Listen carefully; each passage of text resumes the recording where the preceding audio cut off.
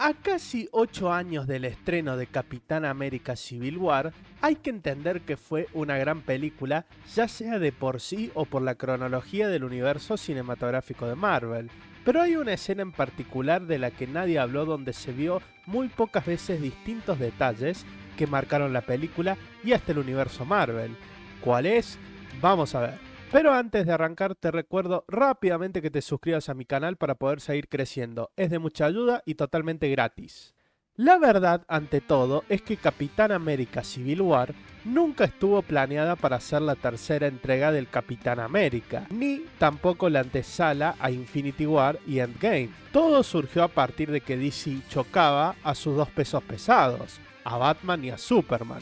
El desafío era bastante amplio, ya que Civil War en los cómics enfrentaba a bastantes héroes a diferencia de lo que se vio en live action. Tras los sucesos de Avengers e Age of Ultron, no era fácil incluir a Hulk y a Thor, por eso apenas fueron nombrados en el film. Inmediatamente que se empezó a gestar esta idea, llamaron a uno de los pilares de la historia para que retome su personaje, y ese es Robert Downey Jr. En todo este proceso se dio también dos cosas que serían fundamentales. Primero, repatriar los derechos de Spider-Man que eran de Sony, aunque no fue a tiempo completo, sino más bien derechos compartidos. La otra cosa era comenzar a buscar la manera de implementar la historia, siguiendo un poco los hechos de Capitán América el primer Vengador y de Winter Soldier. Con esto trajeron al MCU a Black Panther, interpretado por el difunto Chadwick Boseman, que en paz descanse. También tuvieron que darle un papel más chico para complementar los equipos a Jeremy Renner como Hawkeye y Paul Rudd como Ant-Man. La historia, al igual que en los cómics, enfrentaría a Iron Man y al Capitán América. La diferencia entre las historietas y el live action es que en los dibujos se creó una ley donde obligaba a todo humano con superpoder a registrarse públicamente tras sucesos que derivaron en muertes y caos por intentar salvar al mundo. Como sabemos en live action, estaban los acuerdos de Sokovia que implicaban que los Vengadores dejarían de ser una organización pública y pasarían a estar a manos del gobierno, lo que llevaría a enfrentar a Tony Stark y Steve Rogers. Entre todo esto, entra un personaje de suma importancia para enlazar las películas anteriores del Cap con la famosa Civil War, y ese es Bucket Barnes.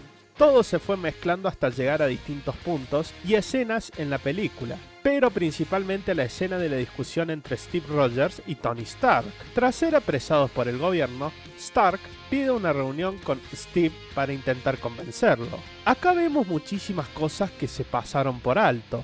En primer lugar, Tony busca unas lapiceras que curiosamente eran de su padre Howard, a quien Steve Rogers conoció como lo vimos en el primer Vengador. Tony comienza diciéndole cosas del pasado como para que Steve recapacite y se ponga nostálgico. La charla, antes de la discusión, era tan distendida que Steve le pregunta por Pepper a Stark y este le da a entender que se están tomando un tiempo, contándole un poco los sucesos de Iron Man 3. Y volviendo al tema de los acuerdos de Sokovia, la conversación sigue por el lado de los padres de Tony, al cual el Cap le dice cómo conoció a su padre Howard Stark.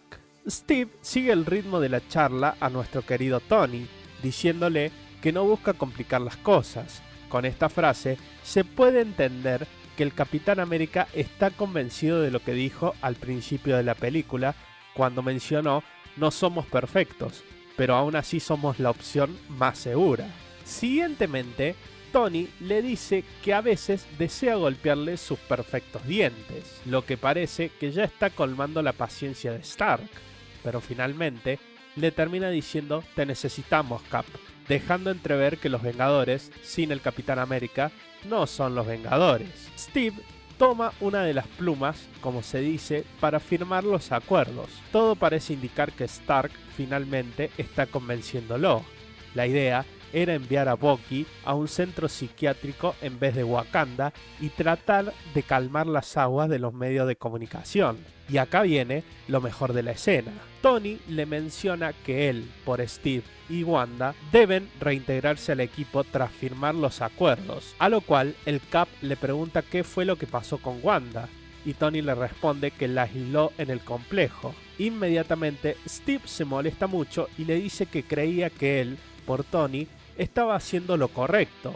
Claramente acá, además de defender su postura, él creía firmemente que traspasar lo del principio de la película, que fue básicamente la gota que rebalsó el vaso para que lleguen gente del gobierno a apretarlos, Wanda debía seguir haciendo su vida normal y tratar de redimirse como vengadora. Stark ya ve que todo lo que venía trabajando con Steve en esta charla se estaba desvaneciendo, por lo cual intenta hacerle ver que Wanda estaba acompañada por Visión con comodidades, pero el Cap sigue firme con su idea, bien como es el Capitán América, defendiendo su postura y buscar lo mejor para los demás. Otra cosa que se ve en esta escena es algo que muy pocas veces se vio de Tony Stark, que deja de lado su verborragia para gritarle y decirle que lo deje en paz, que firme los acuerdos y termine con esto de una vez. Como ya sabemos, las diferencias perduraron y finalmente Steve Rogers deja la pluma y decide no firmar.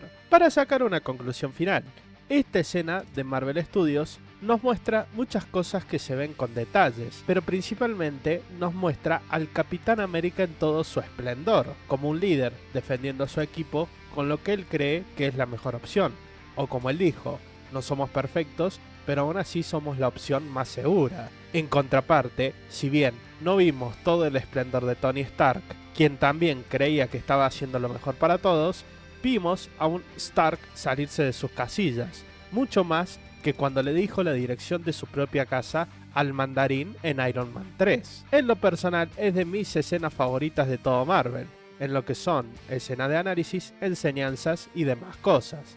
Ahora díganme ustedes, ¿notaron algo más en esta escena? Y la pregunta del millón, ¿quién tenía razón? ¿Steve Rogers o Tony Stark? Recuerden suscribirse a mi canal y dejar un like, que es de gran ayuda. Nos vemos en la próxima.